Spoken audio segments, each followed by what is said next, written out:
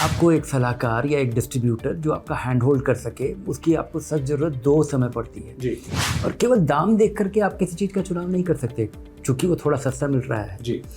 जो डिस्ट्रीब्यूटर है वो आपको रेगुलर प्लान देता है। रेगुलर प्लान और डायरेक्ट प्लान का जो अंतर है वो उसकी कमाई है।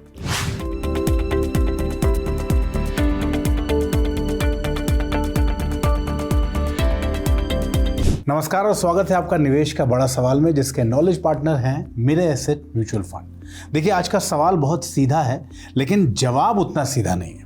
Direct plan versus regular plan, और इसमें एडवाइजर की फीस को कैसे समझें, क्या सिर्फ खर्च देख के फैसला लेना चाहिए या फिर गाइडेंस और सस्टेनेबिलिटी भी उतनी ही ज़रूरी है। और इस पर बात करने के लिए हमेशा की तरह हमारे साथ हैं वैल्यू रिसर्च के CEO धीरेन्द्र कुमार। सर, स्वागत है आपका। धन्यवाद अमित। पहला प्रश्न जो हर आदमी, ऑलमोस्ट मैक्सिमम इन्वेस्टर्स के दिमाग में आता है, जो कंफ्यूजन है कि डायरेक्ट में खर्च कम है, रेगुलर में थोड़ा ज़्यादा है, तो क्या हम सीधा ये मान लें कि डायरेक्ट हमेशा बेहतर है? नहीं, केवल खर्चा देख करके आप किसी चीज़ का चुनाव नहीं कर सकते। अगर आप ट्रैवल कर रहे हैं और केवल दाम देख करके आप किसी चीज़ का चुनाव नहीं कर सकते क्योंकि वो थोड़ा सस्ता मिल रहा है जी। क्योंकि आपकी ज़रूरत क्या है, आपकी ज़रूरत की पूर्ति कैसे होगी, उसके लिए आप क्या सक्षम हैं। अगर आप सक्षम हैं और आपकी ज़रूरत पूरी हो जाएगी और आप इतने सक्षम हैं कि आप कंडक्ट भी ठीक से कर पाएंगे, तो आप डायरेक्ट प्लान में लगाइए। कम खर्चीला है, 0.5% ज़्यादा मिलता है, लंबे समय में इसका असर दिखता है जी।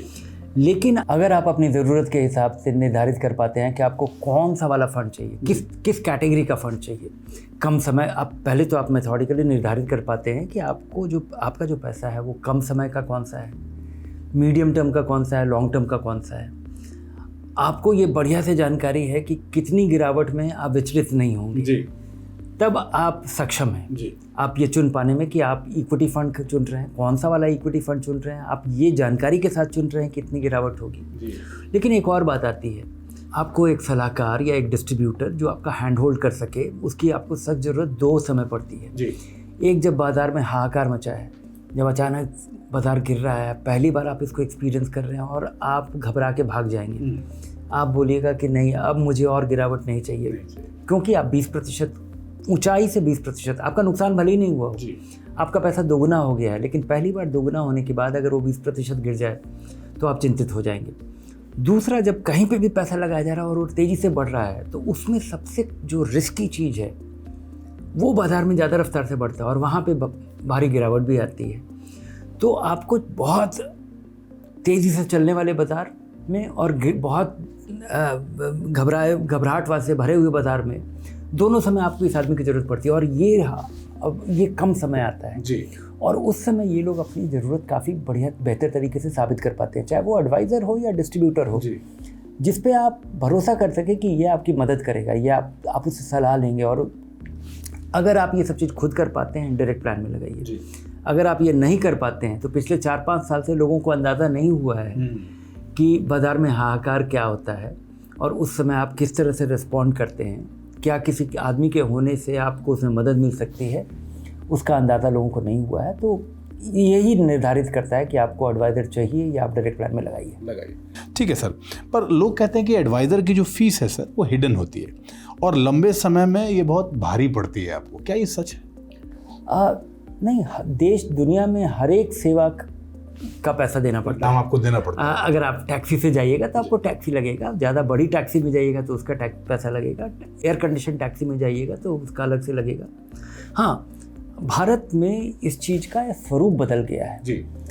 अब कोई भी चीज़ आपको फ्री में उपलब्ध नहीं है। अगर फ्री में उपलब्ध है तो आपके कान खड़े हो जाना चाहिए, आपको चिंता करना चाहिए कि आपको किस तरह से घेरा जा रहा है जी। क्योंकि अब भारत में जो नियम है, जो सिक्योरिटीज एक्सचेंज बोर्ड का नियम है, उसमें यह है कि आप किसी के ज़रिए अगर आप म्यूचुअल फंड खरीदते हैं तो आपके पास 3 तरीका है। एक, आप म्यूचुअल फंड कंपनी के पास सीधे जाके खरीद लीजिए, वहाँ पे डायरेक्ट प्लान उपलब्ध है। या फिर आप कोई ऐसे प्लेटफॉर्म पे जाए जहाँ जो एडवाइज़र है, जो सेबी रजिस्टर्ड इन्वेस्टमेंट एडवाइज़र है जी, वो आपको सुविधा प्रदान करता है डायरेक्ट प्लान में पैसा लगाने की, लेकिन वो अपने सलाह की पैसा लेता है। वो सलाह का जो पैसा लेता है उसके भी 2 नियम हैं कि वो आपसे फिक्स्ड फी ले सकता है या आपकी पूंजी से जुड़ा हुआ जी। एक percentage of assets under advice पे ले, आपका 1 करोड़ रुपए का अगर की पूंजी है जिस पे वो सलाह दे रहा है जी।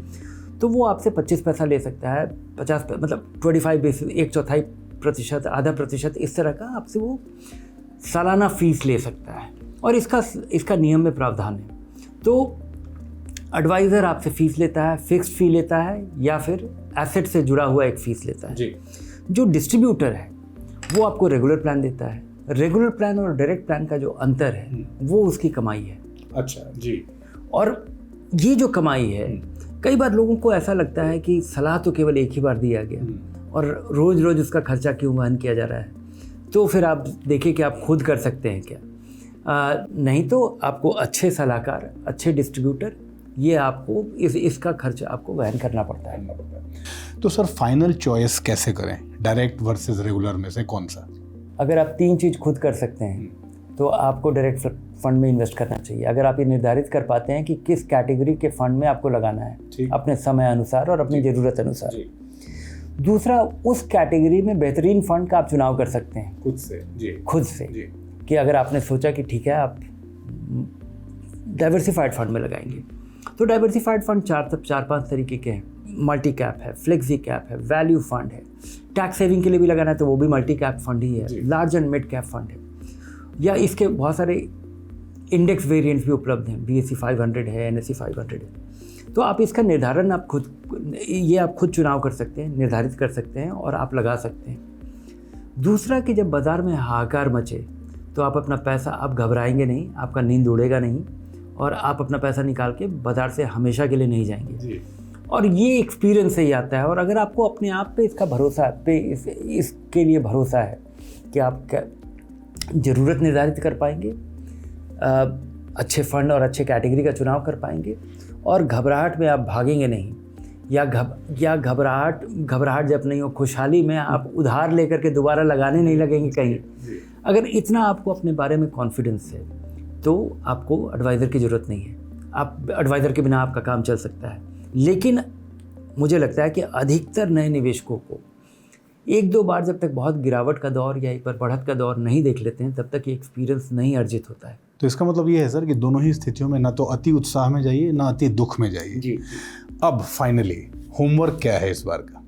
होमवर्क ये है कि आप सबसे पहले, अगर आप डायरेक्ट प्लान में इन्वेस्ट किए हैं जी, तो आप देखिए कि आपका फंड 2020 के मार्च में कितना गिरा था और उसके बाद अगर आपने पैसा लगाया था, अगर आपने उसके पहले लगाया था तो आप देखिए कि 2008 में आपका जो फंड में आपने पैसा लगाया है उसमें जब बाज़ार गिरा था और जनवरी से अक्टूबर में जब अधिकतर फंड 40-50-60% गिरे होते जी, तो आपका लगा हुआ पैसा अगर उतना गिरता, और ये जानकारी आपको पब्लिक डोमेन में उपलब्ध है कि हिस्टोरिक लोज कम समय में कितने रहे हैं, इस फंड का एक्सपीरियंस कैसा रहा है जी। अगर वो देख के आपको लगता है कि आप टिके रह पाएंगे तो आप ये डिसाइड कर सकते हैं। तो यही होमवर्क कर लीजिए कि इस तरह की गिरावट को विथस्टैंड करने में क्या आप सक्षम हैं।